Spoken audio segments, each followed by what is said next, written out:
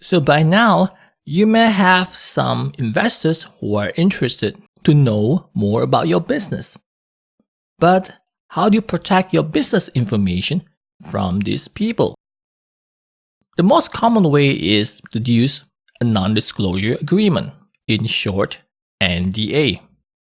Now, this may work or this may not work because a lot of angels and VCs, they don't sign NDA.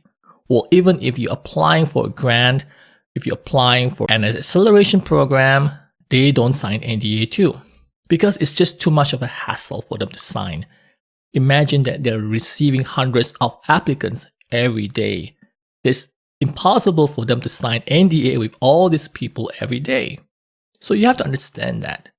Some of them may be willing to sign, some of them may not be willing to sign.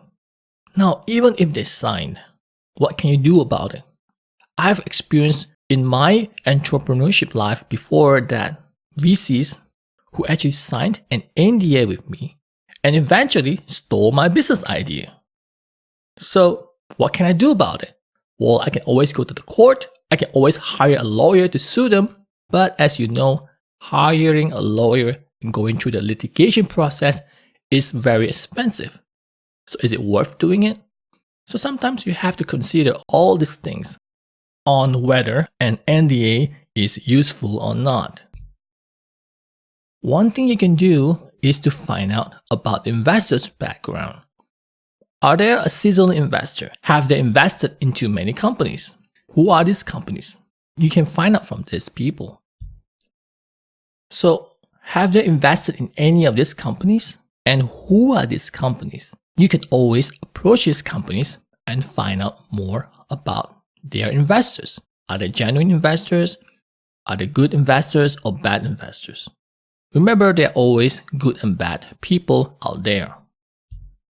And what sort of information are they asking from you? Are they asking for you information that helps them to want to invest in you, or information that doesn't relate into getting you funded? So you need to know what kind of information are they asking for.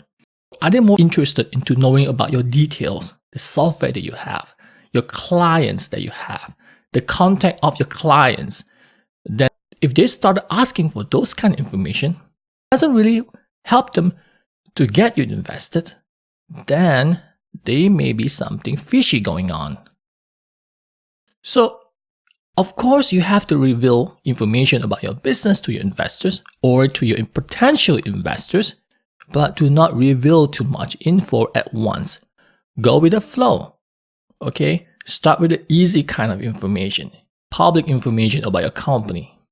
Then reveal your bigger secrets later.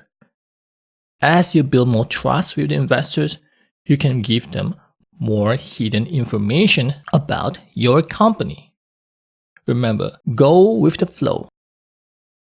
If you're good in reading body language, remember you can always read their body language, see how they respond to you when you share some kind of information.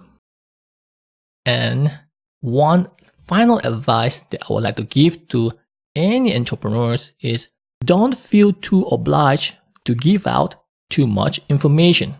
In other words, don't be desperate. Try not to be desperate.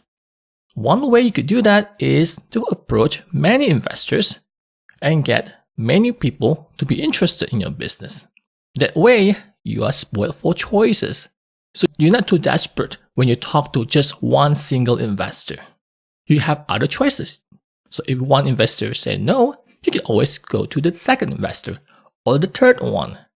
Remember, you want to have options. With these options, you will not feel too desperate. Hence, you will not feel too obliged to want to give too much information to them.